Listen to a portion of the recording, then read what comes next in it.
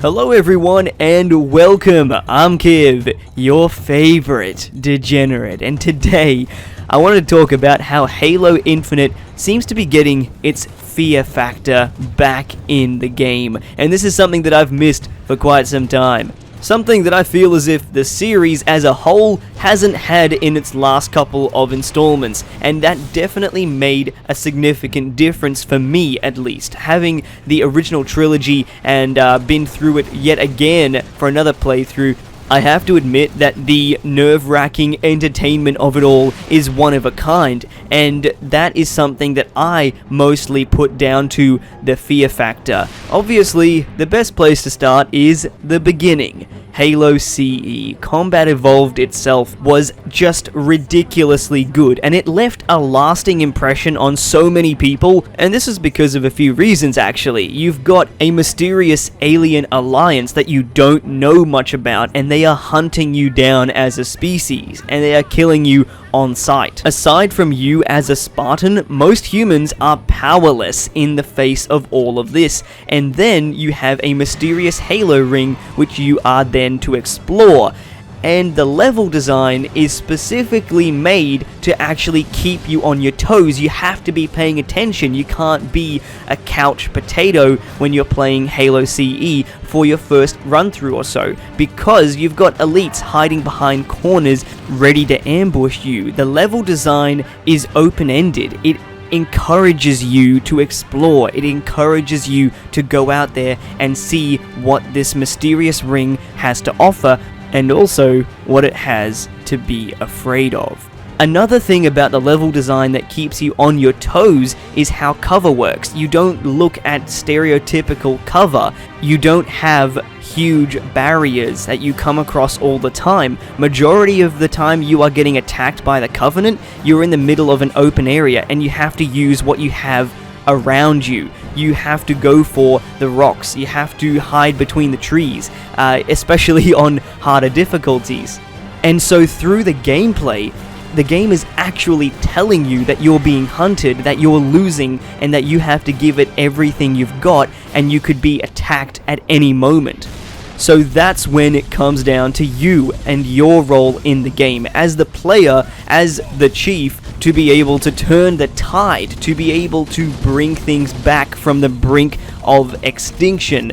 And I think that Reach and CE did a great job at accomplishing that, and the reason why they were able to do that is because both of those games focused a lot on the environment that they were in, which is what we've been led to believe is going to be happening again in Halo Infinite.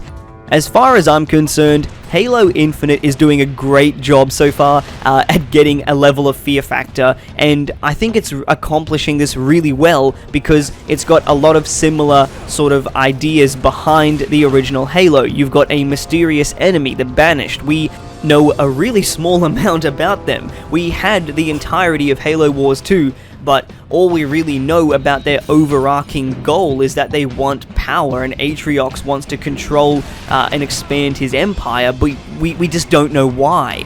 And I feel as if the mystery of that really intrigues people. The idea of not knowing what they want is a bit more scary than knowing what they want, if that makes sense, I guess.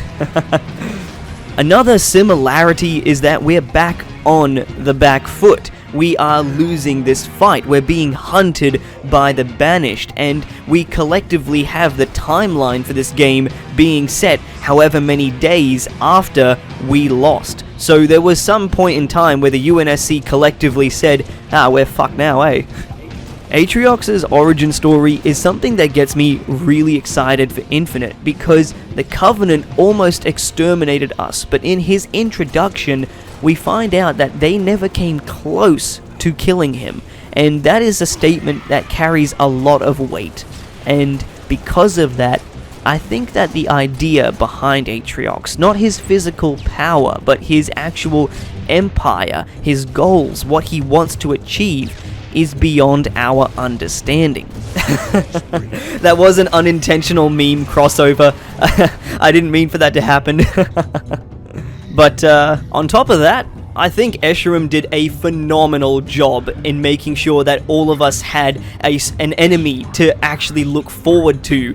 There was someone there that actually made me feel fear again in the enemies that I was facing. I haven't felt that for a long time. I think that he did a great job not only in how he was written, but in his actual body language, in his fear factor. Everything about him is meant to be intimidating, and that's what I love. I was raring to go strap me into an ODST drop pod and just launch me into the middle of a fucking banished stronghold. I don't care. I'll take him on. So, as far as having a mysterious and scary enemy, yeah, I would say that that box is definitely ticked. Moving on to my second point, I guess as far as level design, having an open world, or semi-open world, in this case, map design for the game, I think is really good. With all of the nooks and crannies that you can find, there's always going to be enemies lurking about.